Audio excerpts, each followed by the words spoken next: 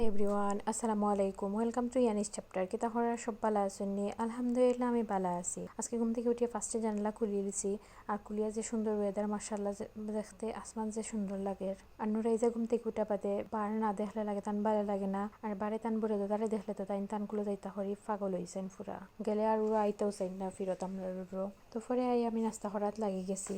আর তানটান্ডে দিলাইছি সবরে রুটি দিয়া, গরুর মাংস দিয়া। আর আমার চাউলের রুটি দিয়ে গরুর মাংস খাইতে ভালো লাগে না এখন আর। তো আমি আমার লাগে চা বয়াইতেছি, আর তাদের খাইরা আমি তাদের লগে বইয়া গফ করলাম। এদের বাবা এখন থেকে একটু খাইয়া দেখো আমার ভালো লাগে।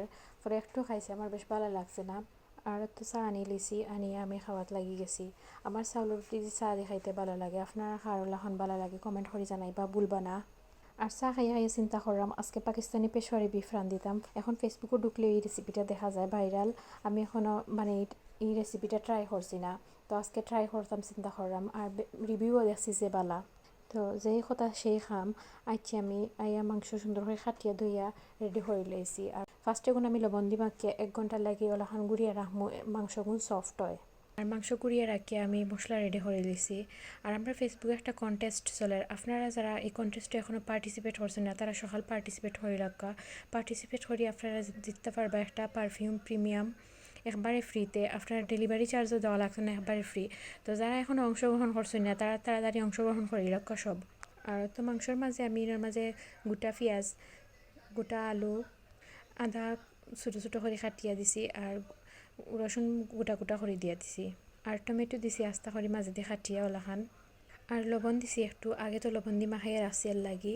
পরে সবটি সুন্দর করে লাড়িয়া আবার গুড়িয়া দিলাইছি, আর একটু পরে পরে ওলাখান লাড়িয়া দিছি। আর ফার্স্টে আমি নাগামরিচ দিতাম ভুলে গেছিলাম, পরে আমি দিছি ভিডিও ক্লিপ নিচ্ছি না, ভুলে গেছিলাম এর লাগিয়া।